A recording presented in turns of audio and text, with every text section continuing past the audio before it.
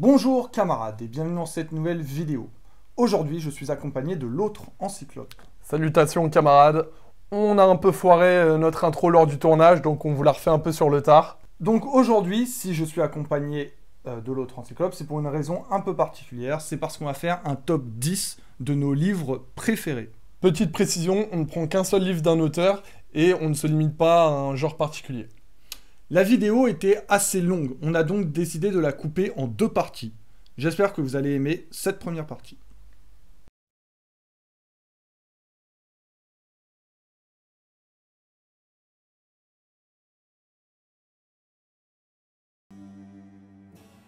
On va commencer par le 10e de ma liste, qui est L'étrange cas du Dr Jekyll et de Mr Hyde, écrit par Robert Louis Stevenson et publié en 1886. Il est très court, il fait environ 110 pages. Donc c'est plus une grosse nouvelle qu'un roman.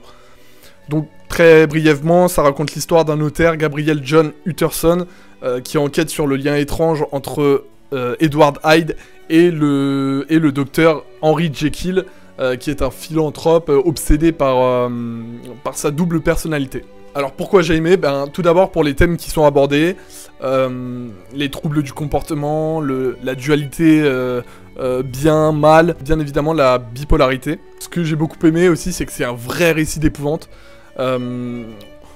Déjà par l'histoire même, par le lien qui unit Edward Hyde et le Dr Jekyll, qui sont, petit spoil, la même personne. Ce qui est très prenant également, c'est tout le côté enquête. On va suivre à travers le personnage d'Utterson donc son enquête via des détails comme par exemple le fait que et Hyde et Jekyll ont la même écriture, qu'on ne les voit jamais ensemble, ou des petites choses comme ça qui font que c'est très prenant à suivre. Ce que j'ai beaucoup aimé aussi, c'est la description des rues londoniennes de l'époque victorienne, donc qui font presque un peu Jack l'Éventreur. Et j'ai beaucoup aimé l'ambiance. Et le personnage de Hyde qui est tout simplement effrayant et très malsain. Et je trouve que c'est vraiment un roman d'épouvante à lire si vous aimez ce genre d'histoire. Donc le 10e de mon top 10, c'est La controverse de Valladolid, de Jean-Claude Carrière, paru en 1992. Donc le roman La controverse de Valladolid s'inspire d'un fait réel, la controverse de Valladolid, qui a eu lieu donc au milieu du XVIe siècle, à peu près. Donc il s'agit d'une réunion qui a eu de grands méconnus, mais qui a eu une grande importance historique. À cette époque, donc les Amériques ont été découvertes depuis depuis quelques décennies déjà, et l'esclavage des Indiens d'Amérique bat son plein. Et il y a un grand débat au sein de la chrétienté européenne pour savoir si cet esclavage doit continuer ou non. Pour ça, une question va être posée durant une réunion qu'on a appelée la controverse de Valladolid, où on va se demander si les Indiens d'Amérique sont des humains comme les Blancs. S'ils ne sont pas considérés comme les Blancs, dans ce cas-là, il est normal, selon les critères de l'époque, de les mettre en esclavage. S'ils sont les égaux des Blancs, dans ce cas-là, il est interdit, selon les préceptes de la religion, de les mettre en esclavage. Donc ça va être tout le débat, et qui va opposer deux personnalités bien distinctes. Alors, je me rappelle plus exactement le nom des deux personnalités. Pour défendre les Indiens et être contre l'esclavage, vous avez un homme de terrain, un homme de poigne, un homme qui a vécu avec les Indiens, qui a mangé, qui a dormi, qui a travaillé avec eux, qui les connaît très très bien, et qui va donc défendre leur point de vue et le fait qu'ils sont des humains comme nous, avec une culture différente, mais comme nous. En face, il a vraiment un bureaucrate, même si l'expression est un peu anachronique. C'est un homme qui n'a jamais vu un Indien de sa vie, mais qui se base sur des théories religieuses ou les théories des philosophes grecs pour justifier l'esclavage. On va vraiment avoir le face-à-face, et donc le roman, c'est le face-à-face entre les deux, et tous les débats qui vont s'en suivre. Ce que j'ai particulièrement aimé dans le roman, premièrement, c'est le débat. J'aime beaucoup les débats, notamment à la télévision, et je les aime d'autant plus dans un roman. Donc vraiment, on a l'argumentaire des deux candidats qui vont voilà, qui font chacun défendre leur point de vue et qui est très intéressant. Il y a de très nombreux rebondissements. Voilà, on fait intervenir des Indiens pour voir s'ils arrivent par exemple à rire de la même chose que les Européens, ce qui est assez ridicule en y repensant. On fait venir des colons européens qui vivant en Amérique, qui vont défendre l'esclavage. Il va y avoir de nombreux rebondissements. Je ne vais pas vous dire la fin parce que c'est un peu ça qui fait le sel de cette histoire. Et il y a aussi une dernière chose que j'aime beaucoup dans ce roman, c'est vraiment l'opposition entre les deux personnes. Ils ont vraiment une vie et des caractères totalement différents. Celui qui défend les Indiens est vraiment un homme fort, un homme qui a une voix qui porte, qui parle avec des gestes, qui s'emporte, qui ne respecte pas toujours les manières de cour. Et on a l'autre qui est vraiment dans le détail, qui va faire beaucoup de citations des philosophes grecs, des religieux. Donc c'est vraiment une bataille d'idées, une bataille de caractère. Donc voilà ce que j'ai particulièrement aimé dans cette œuvre. En 9ème position de ma liste, j'ai mis Frankenstein ou le Prométhée moderne, écrit par l'écrivaine Mary Shelley en 1818, et qui fait environ 300 pages. Donc ça raconte l'histoire d'un jeune savant suisse, Victor Frankenstein, et de sa création d'un être vivant constitué de chair morte provenant de cadavres. Et en fait il va être horrifié par l'aspect de sa créature, à tel point qu'il va l'abandonner. Et bah en fait pendant tout le roman on va suivre les aventures, ou plutôt les mésaventures d'un côté de la créature et de Victor Frankenstein. Alors, ce qui m'a fait aimer ce roman, c'est tout d'abord l'aspect réaliste de la création du monstre. On a souvent en tête les adaptations cinématographiques de Frankenstein, où il est créé via un éclair qui tombe du ciel sur une table d'opération. Là, c'est vraiment quelque chose de beaucoup plus malsain. Voilà, Victor Frankenstein va passer des semaines dans son labo, à faire des choses vraiment horribles qui vont lui-même le dégoûter. Il endormira plus, il va perdre énormément de poids. Donc voilà, je trouve que on ressent vraiment cet aspect réaliste dans la création de la créature. La psychologie également de la créature, ça c'est, je pense, le point qui m'a le plus fait aimer ce roman. On va vraiment s'attacher à cette créature et ressentir une forte empathie pour lui. Enfin pour elle, pardon, puisqu'elle va vivre des choses vraiment tristes, et malgré les actes qu'elle va commettre par la suite, puisque tout ne sera pas rose, eh bien on sera quand même attaché à ce personnage, et on en viendra même, en tout cas au début, à ressentir presque une haine envers son créateur qui l'a lâchement abandonné. Donc voilà, ça j'ai beaucoup aimé cet aspect du roman. Également, ce que j'ai aimé, la description des paysages suisses, les lacs, les grandes chaînes de montagnes. Ça donne vraiment envie de voyager. Ce que j'ai beaucoup aimé aussi, c'est la description vraiment horrifique de la créature. À plusieurs moments, Victor Frankenstein va revoir sa créature, sa création. Et ben à chaque fois, ça va faire le même effet. Mary Shelley décrit très bien l'horreur que ressent le personnage en voyant sa créature. Et voilà, je vais terminer en disant que je trouve que le roman est très bien rythmé. Il est ni trop court ni trop long. Et je pense que de ce fait, il est très abordable. Donc en 9ème position de mon top, Zadig de Voltaire, paru en 1748. Voltaire raconte l'histoire de Zadig, un jeune homme particulièrement brillant, donc l'histoire se passe en Orient, alors on ne sait pas exactement dans quel pays, dans quelle région.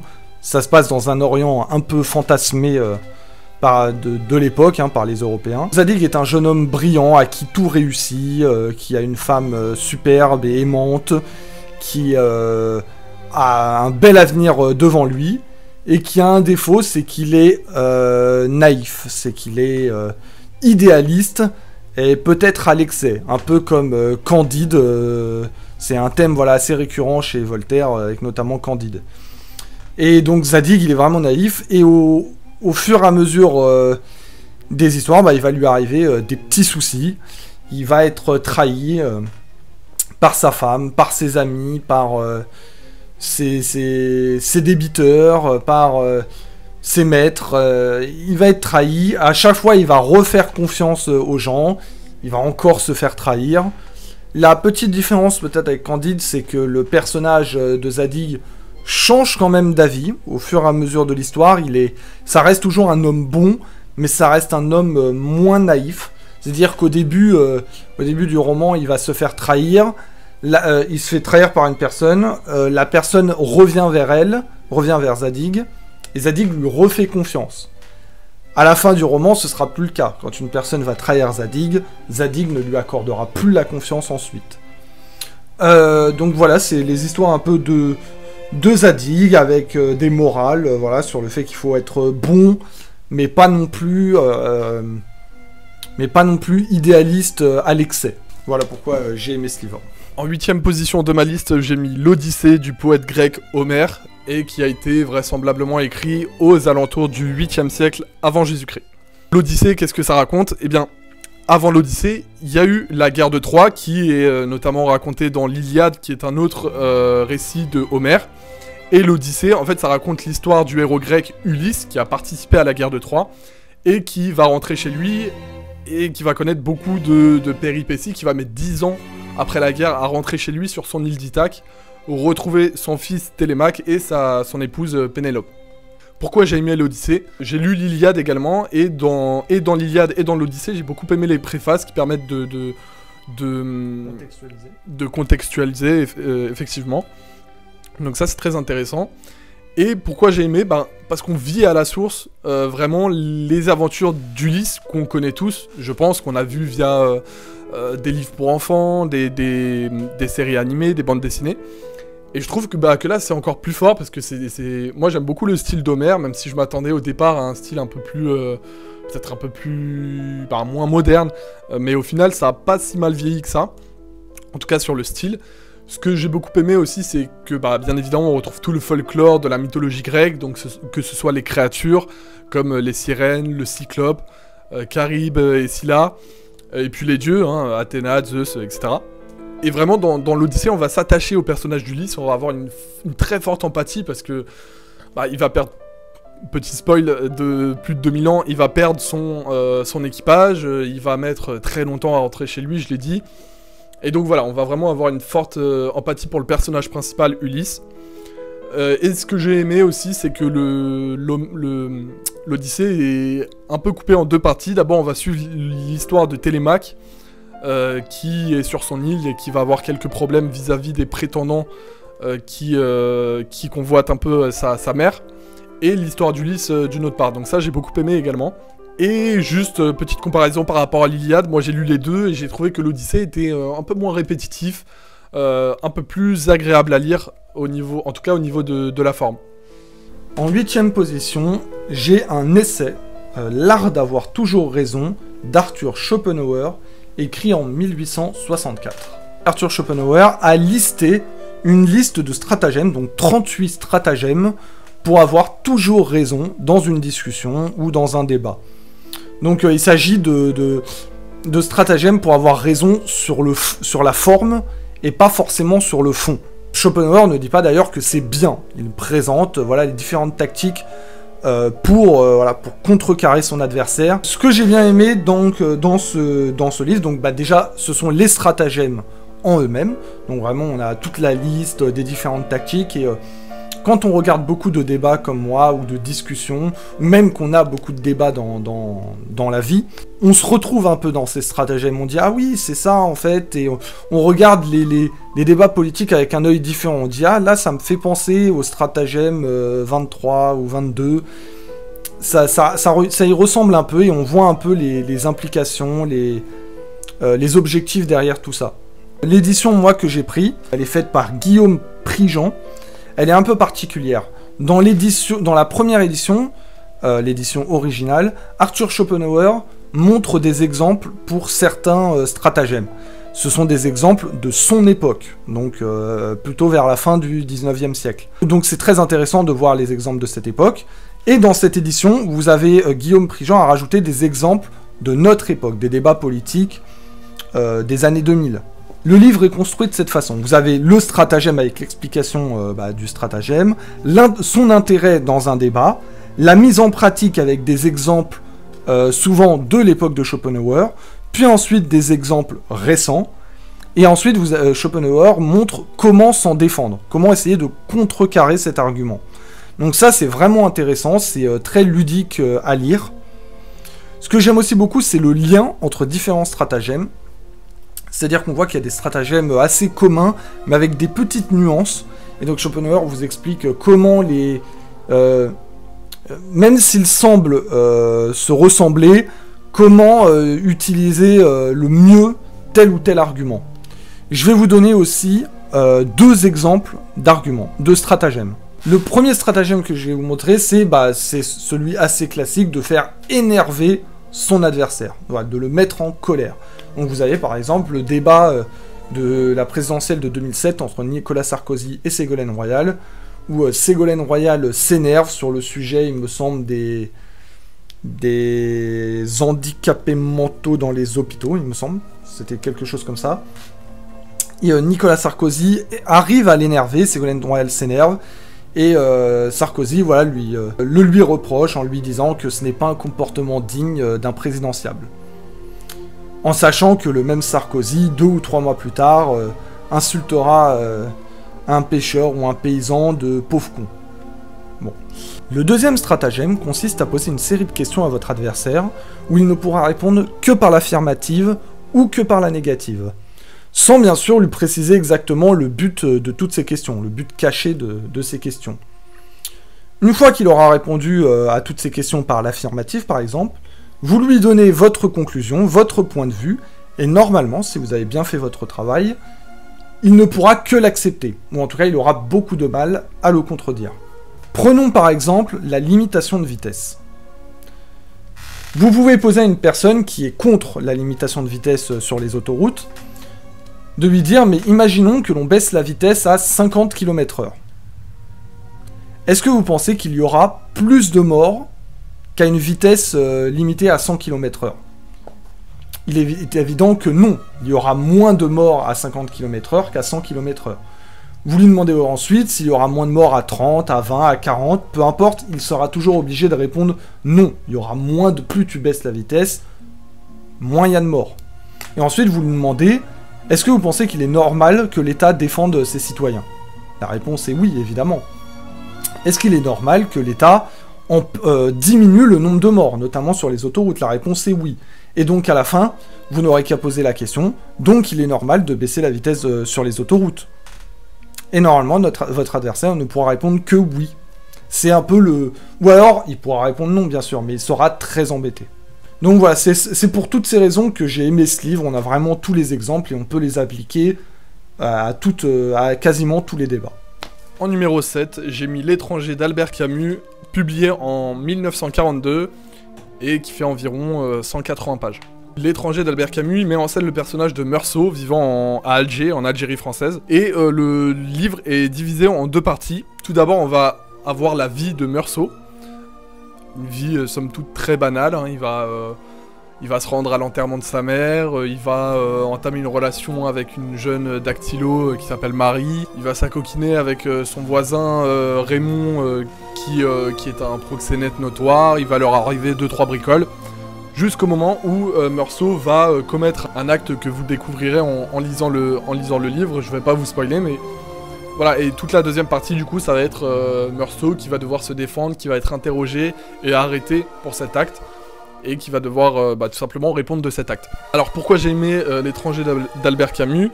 Eh bien, dit comme ça peut paraître très banal comme histoire, et en fait, ça l'est. Et c'est ça qui est très fort, ça représente totalement la personnalité du personnage de Meursault, qui est vraiment déconnecté du monde dans lequel il vit, de notre monde, hein, puisque c'est un roman qui n'est pas fictif, hein, ça se passe dans la vraie vie, entre guillemets. Et Camus résume très bien ça lui-même dans une phrase, je vous la lis. Donc, je cite Camus, « Le héros du livre est condamné parce qu'il ne joue pas le jeu. En ce sens, il est étranger, d'où le nom du livre, à la société où il vit, il erre en marge dans les faubourgs de la vie privée, solitaire, sensuelle. » Voilà, et je trouve que ça résume parfaitement le caractère du personnage de Meursault et ce que veut dire Camus dans ce livre. Je vous le conseille parce ce livre il est court, il se lit assez vite, le style est très très simple, très épuré, à l'image justement du caractère de Meursault, le personnage principal. Et ça évidemment c'est volontaire de la part de l'auteur. Et je vous le conseille également parce que je trouve que lire L'étranger c'est vraiment une expérience qui nous fait poser des questions sur nous-mêmes, sur notre comment dire, la façon dont on a de vivre parmi les nôtres, dans notre société. Et vraiment, quand on a terminé de lire ce livre, on se dit, mais qu'est-ce que je viens de lire en fait? C'est vraiment très spécial, et moi ça m'a fait me poser beaucoup de questions. Et voilà, rien que pour ça, je trouve que c'était très intéressant de lire L'étranger. Donc je vous le conseille fortement. Donc moi, en 7ème position de mon top, c'est le Pouce-Pouce de Lao Tse, paru en 1937. J'ai déjà fait une vidéo là-dessus, puisque sur notre chaîne, on a déjà fait 3 vidéos mes lectures. Donc il y avait le Pouce-Pouce de Lao Tse, le Baron Perché d'Italo Calvino, et la Ferme des animaux de George Orwell. Le premier, c'était le Pouce-Pouce de Lao Tse. Cette histoire raconte la vie d'un tireur de pouce-pouce dans le Pékin du début du XXe siècle. Avec toutes ses péripéties, toute sa vie, toutes les aventures qu'il va vivre. Ce que j'aime particulièrement dans ce roman, premièrement, c'est la découverte d'une ville, d'un métier, d'une époque. On découvre vraiment Pékin, et pas forcément le Pékin riche, le Pékin des affaires, mais là vraiment le Pékin pauvre du début du XXe siècle, le Pékin vraiment populaire. On découvre aussi une époque, c'est quoi la Chine au début du XXe siècle, avec les guerres, avec la politique, avec la mentalité des habitants de cette période. Et aussi un métier, voilà, le pouce-pouce, les tireurs de pouce-pouce. C'est quelque chose, on n'a pas forcément d'équivalent en Europe. Et donc voilà, on découvre ce métier avec les gens qui font correctement leur travail, les gens qui le font mal, ceux qui sont vraiment des mercenaires, qui travaillent vraiment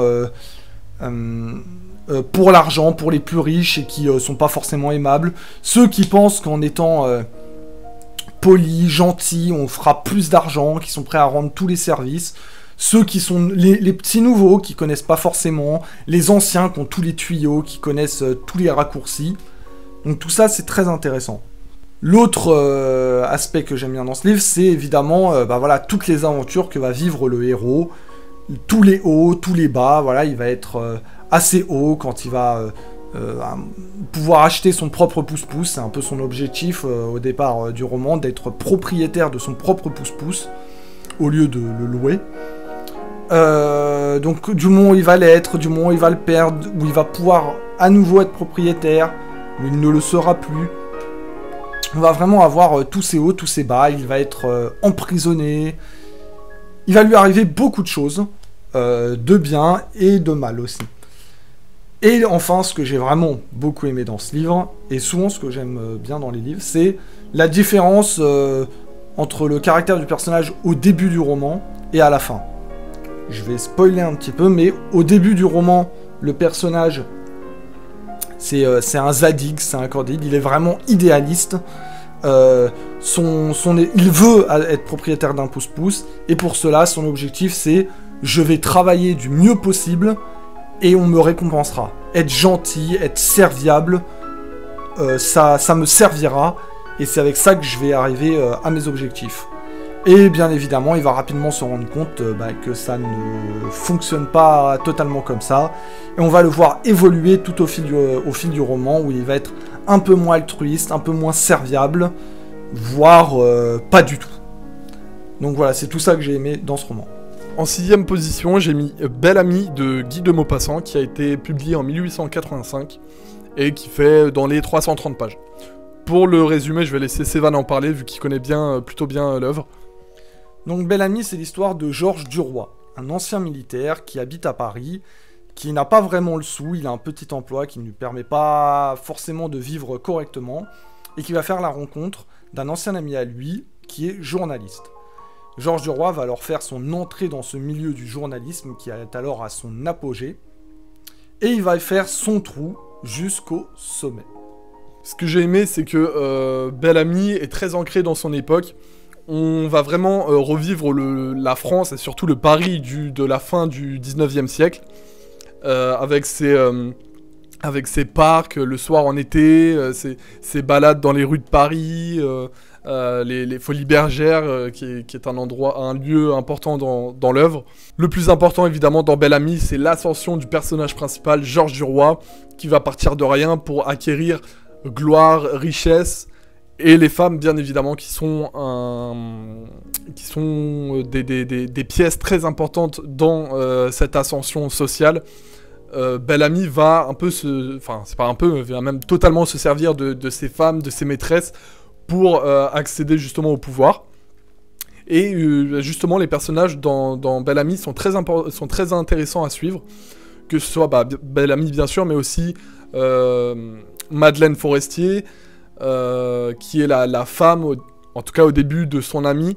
On a évidemment Clotilde, sa maîtresse préférée, un peu rondelette et très, très mignonne. Enfin voilà, on a plein de personnages qui gravitent comme ça autour de Belle Amie, mais qui ont une personnalité propre et qui sont bien développés, je trouve.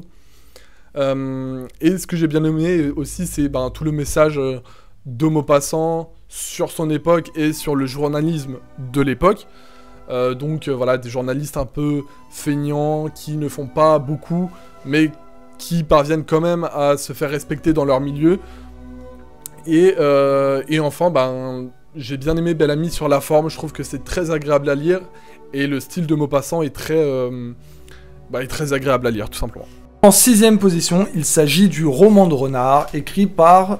on ne sait pas vraiment qui. Le roman de renard fait partie de ces œuvres du Moyen-Âge français, qui n'ont pas été écrits par une personne en particulier. C'est des récits anciens qui ont été compilés au fur et à mesure des années, et qui ont été racontés notamment par les trouvères, les troubadours de cette époque. Le roman de renard donc raconte l'histoire de renard. On est dans un monde où humains, donc il y a des humains, il y a des animaux, mais les animaux ont des comportements humains. Ils ont des nobles, ils ont une cour, ils ont des habitudes vraiment humaines. Et Renard est peut-être le plus sournois d'entre eux. C'est un seigneur avec sa femme et ses enfants. Et il n'hésitera pas à user de tous les stratagèmes possibles et imaginables pour arnaquer les autres. Que ce soit pour arnaquer les humains, évidemment, mais surtout ses congénères, ses confrères animaux, ses seigneurs, ses supérieurs hiérarchiques, comme ses inférieurs. Il est à noter que Jean de La Fontaine, pour sa fable du renard et du corbeau, s'est probablement inspiré d'une des histoires du roman de renard. Donc moi, l'édition que j'ai du roman de renard, c'est celle-ci. Donc c'est une édition écrite en 1924 par Léopold Chauveau. Donc Léopold Chauveau, il a compilé toutes les histoires du roman de renard qui ont été écrites durant le Moyen-Âge, et il les a compilées pour en faire un ensemble cohérent et une véritable histoire, et c'est vraiment très intéressant.